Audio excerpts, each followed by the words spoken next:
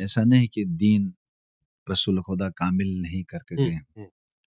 دین میں کوئی نقص ہوتا تو وہ دین الیوم اکملت نہیں کہتے.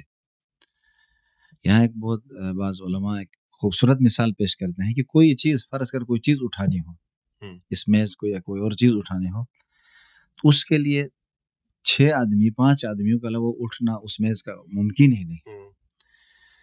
تو اسی طریقے سے بعض لوگ اشکال کرتے ہیں کہ غدیر سے پہلے خدا تھا، محمد رسول اللہ تھے، قرآن سب کچھ آیا، تو پھر اکملت غدیر میں کیوں کہا؟ تو سب چیزیں ہیں، لیکن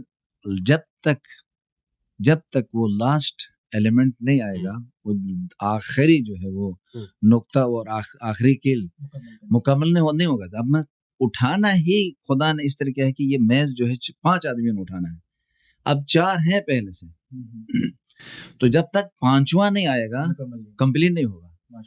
اللہ موجود، رسالت موجود، ساری چیزیں موجود، لیکن اکملتو کی مہر کدھر لگائی گئی؟ غدیر قوم میں لگائی گئی.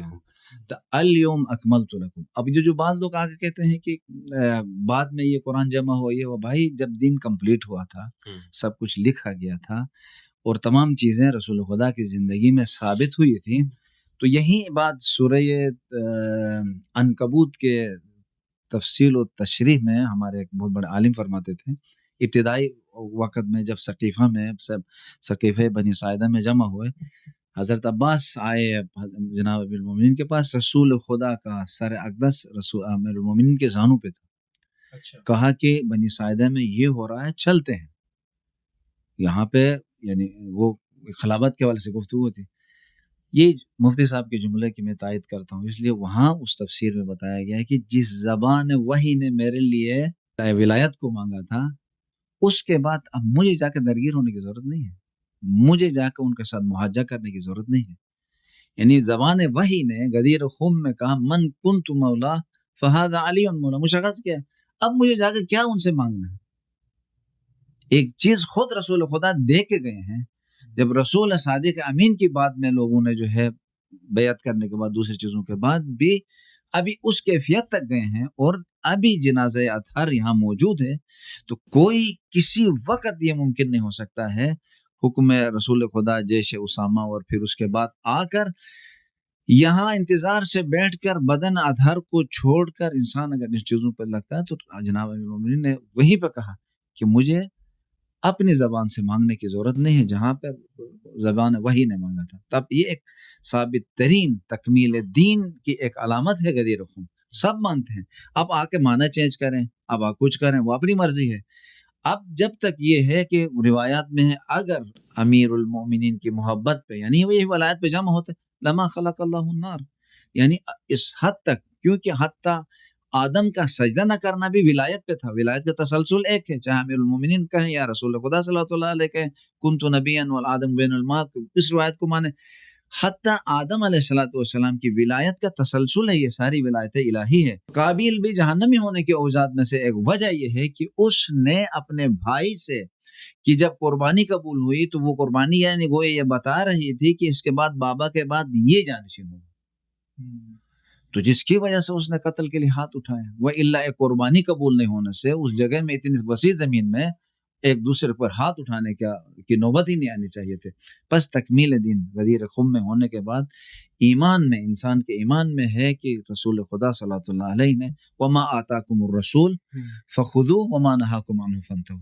ایمان رسول خدا نے جو چیزیں دی ہیں اور جو ثابت ہے امت کے درمیان، انی تارکم فیکم الثقلین کتاب اللہ وعطرت اہل بیتی ما ان تمسکتم بہما لن تضلوا، یہاں پہ وعدہ کیا ہے. اور آخر میں زیادہ زحمت نہ دوں، یہ کہ یہ جو مکمل طور پر بغیر کسی قید و بند کے کہا اطاعت کرو، واعتصموا بحبل اللہ جميعا ولا تفرقوا، تمام کو وصیت پہ یعنی وحدت کرنے کے بعد کہا یا ایھا الذین آمنوا اتقوا اللہ وکونوا مع الصادقین. اب اس صادقین میں کون سے بغیر قید و بند کے وہ معصوم ہستیاں ہیں، قیامت تک ہے، یہاں قید نہیں لگایا. اور یہ حکم کونو کا حکم یعنی جاری ہے قیامت تک. تو قیامت تک صادقین کون ہے؟ اس وقت کس کو ڈھونڈیں گے ہم؟ روئے زمین میں کون ہے؟ جناب فخر رازی اپنی کتاب میں کہتے امت ہے. امت کیسے ہو سکتی ہے؟ تو بس ان آیات کی روشنی میں، غدیر خم کی اس آیت کی روشنی میں، اس آیات بھی پیش کی ہیں رسول خدا نے، الیوم اکملت لکم، بلغ کی وہ ساری آیات، پھر ان کی روشنی میں. اور یہ آیات جو ہے مودت کا مانگنا، اور خصوصاً یہ آیت یا ایھا الذین آمنوا، کن سے خطاب ہے؟ ایمان والوں سے. پھر اتقوا اللہ، دیکھو خدا کے احترام بجا لو، خدا کے کلام کو سمجھو، تقوی اور پرہیزگاری اختیار کرو. یعنی مطلب اپنی منمانی نہیں چلاؤ، جہاں خدا نے حکم دیا ادھر جانا ہے، جہاں روکا وہاں سے رکنا ہے.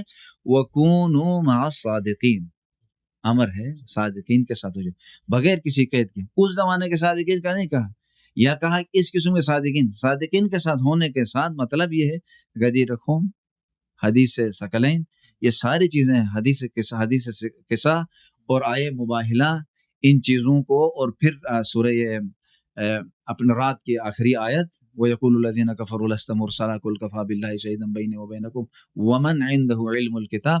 بہت ساری قرآن کریم میں جناب ابن عباس سے امیر المومنین صلی اللہ علیہ وسلم کے بارے میں 313 آیات امیر المومنین کے. امیر المومنین صلی اللہ علیہ وسلم کے فضائل جو ہے فریقین کی کتابوں میں موجود ہیں، جس میں کوئی شک و شبہ کسی کے لیے نہیں ہے. صحیح ہے، سنی شیعہ دونوں کتابیں میں موجود ہے، یہ اس میں کوئی اختلافی بات ہے نہیں سنی شیعہ کتابوں میں. ہاں بہت ساری چیزیں یہ ہیں کہ شیعہ کتابوں میں ہیں، وہ اہل سنت کتابوں میں نہیں ہیں.